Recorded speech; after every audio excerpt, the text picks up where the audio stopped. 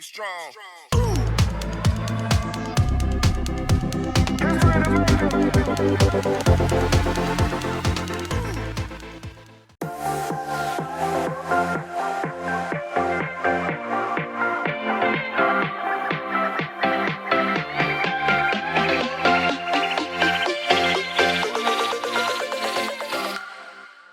Halo Sobat Cupang Keren yang Keren, kita ketemu lagi di channel Cupang Keren yang Keren.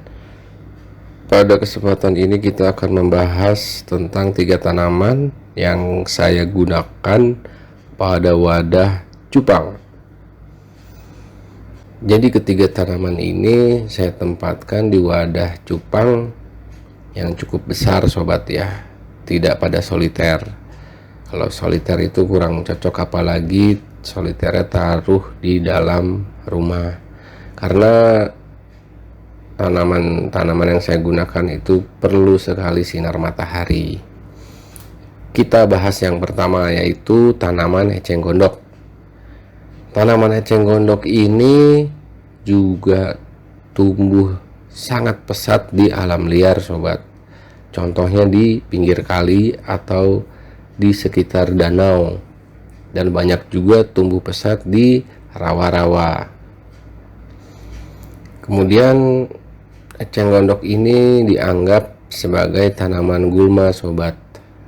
Gulma itu yaitu, sepaham saya itu, sebagai tanaman yang mengganggu ekosistem tanaman yang di sekitarnya. Jadi contohnya seperti eceng gondok ini, daun-daunnya ya sobat ya, itu menutupi sinar matahari pada air ya, jadi sirkulasi oksigen di dalam air itu terganggu. Selain itu juga mempersulit jalur lalu lintas bagi pengendara kendaraan air, dan mendangkalkan air dengan cepat karena akarnya, kemudian timbulnya bakteri atau parasit. Jadi eceng gondok ini sumber makanan bagi hama parasit ya sobat ya.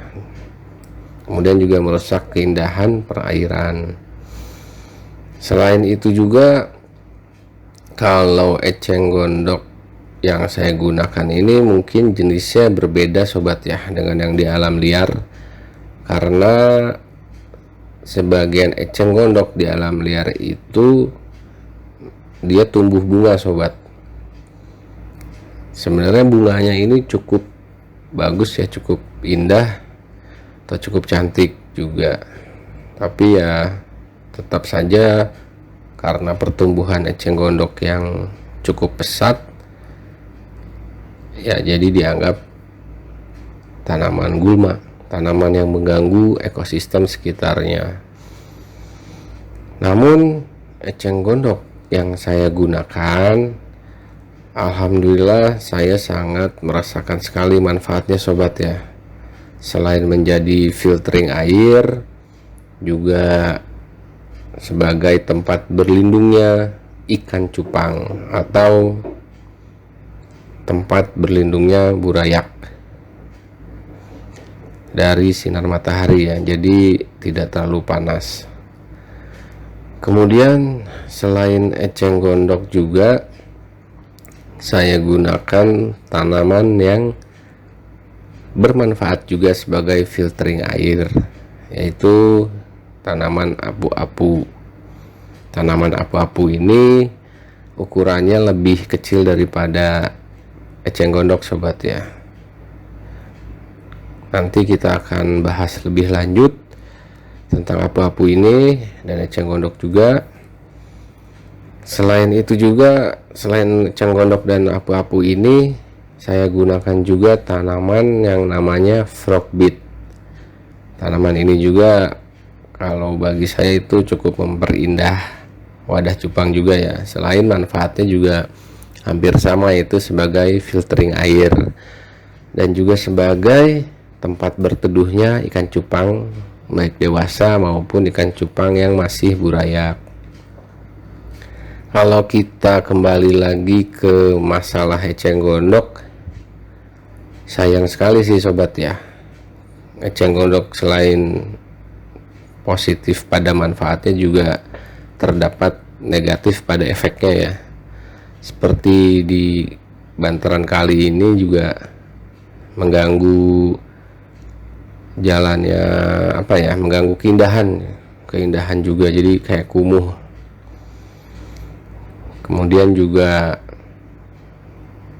oksigen pada air dari sinar matahari, sirkulasinya pun terganggu ya.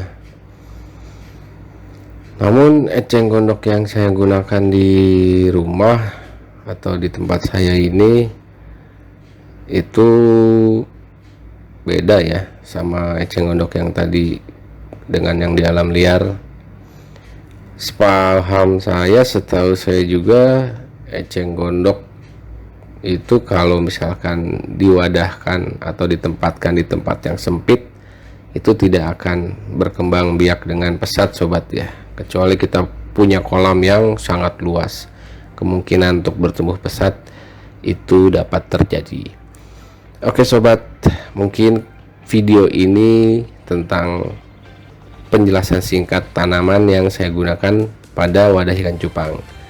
Jangan lupa untuk subscribe terus video dari channel Cupang Keran yang keren ini sobat ya. Kita akan membahas lebih lanjut tentang tanaman-tanaman yang saya gunakan. Sampai jumpa di video berikutnya. Salam Cupang Indonesia.